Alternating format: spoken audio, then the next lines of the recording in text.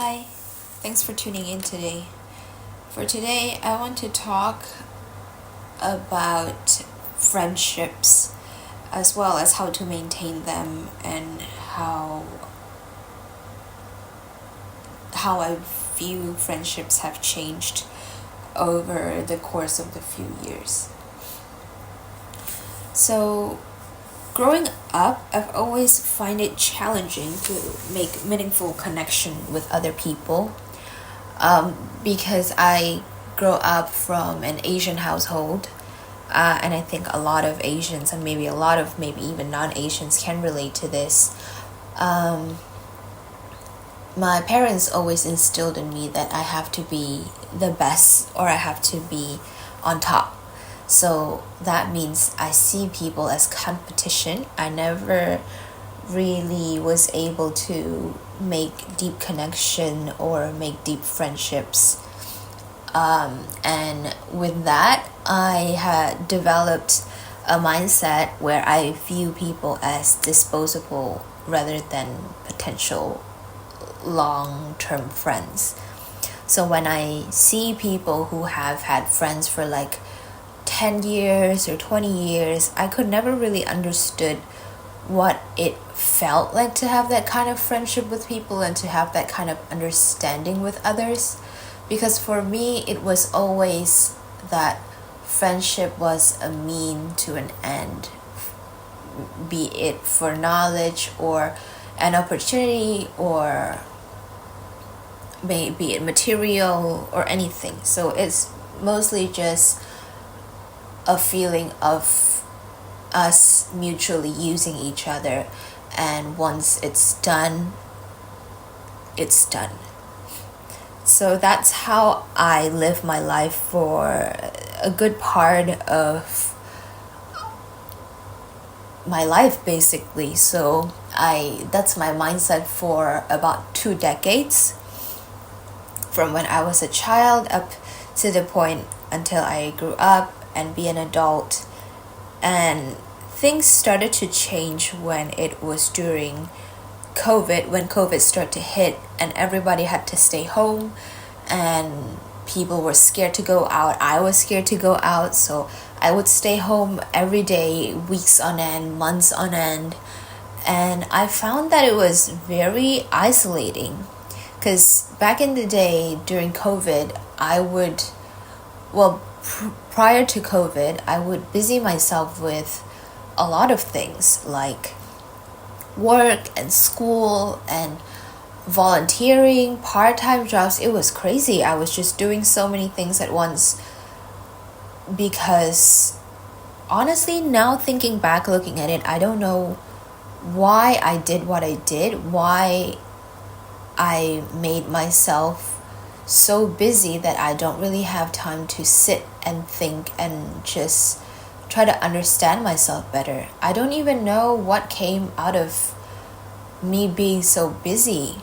Now thinking back, it feels more like I was trying to run away from something or trying to not face something.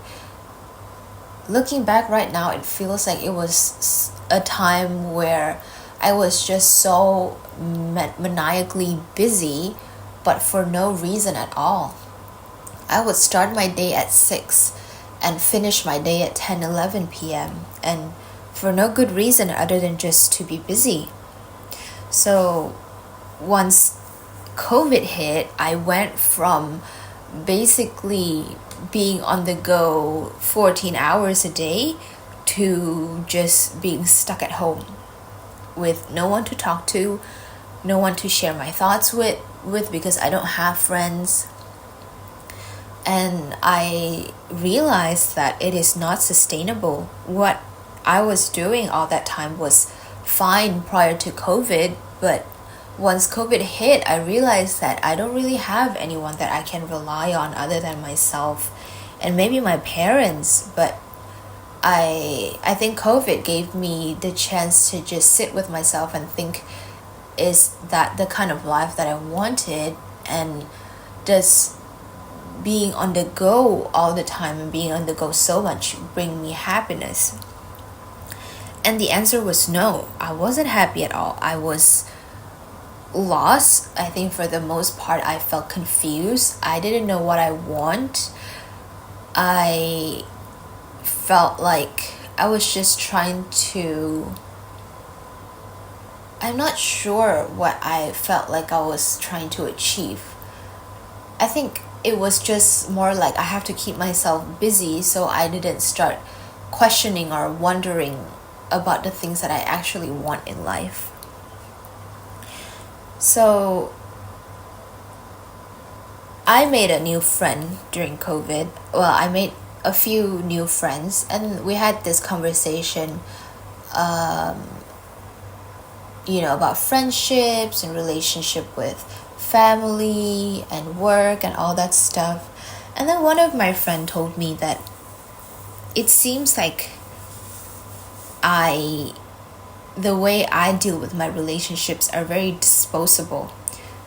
And apparently it shows to other people. And when I heard that, I was very shocked because I never thought that people would notice that. For me, it was just something that I do naturally, but I didn't think people noticed that. So the fact that someone pointed it out to me, I was very shocked. And because of that, I stopped talking to that friend for a little bit, and I decided to go to therapy to talk it out and to see if I can change how I view friendships. So I talked through it with my therapist, and I think a lot of it stems definitely from childhood, because I don't think friendships were encouraged growing up for me. It was always seen as if someone is better than me, that means they're a competition and I should compete with them to be better than them. And I worked through to break a lot of those thinking in therapy. And I also try to be more vulnerable, and I try to show more emotions and feelings to my friends. So I will tell my friends that I love them. I will tell my friends that they're doing a good job, even if it's just something simple, such as like going to work when they're not feeling like it, or going to get medicine when they're sick. So I try to compliment my friends more, and I try to be more vulnerable in the sense that if I have problems, I will share it with them. When previously I will not share my problems until I've solved it by myself. And at first it wasn't easy because I have to basically force myself to do things that I don't have experience in doing. I don't like it because I have to force myself to get out of my comfort zone. But I am very grateful in the sense that my friends are very patient with me, and they did not judge me for who I was with all my shortcomings.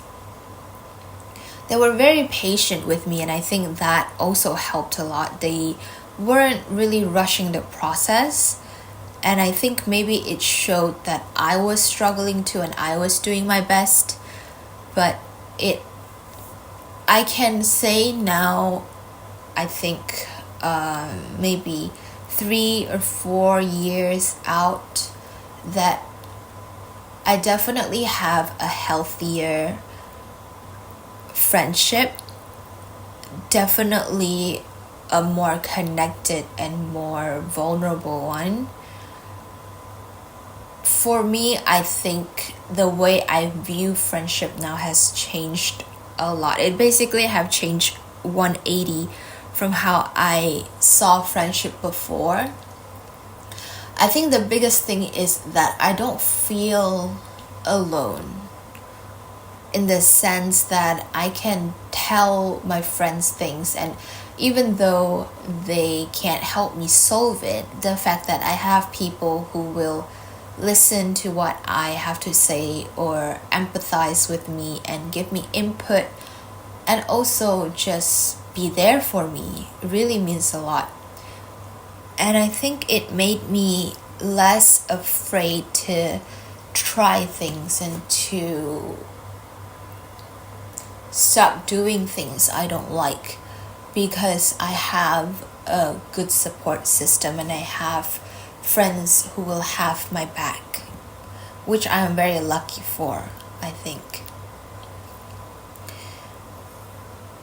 I think if I were to be told to do it all over again, I would, even though that is a process that took a few years and a lot of tears, a lot of frustration, a lot of therapy. I still would do it all over again to get to where I am today. And I'm very, very grateful for it. So that's it for my thoughts on friendships and being a better friend. I'll see you in my next video. Bye.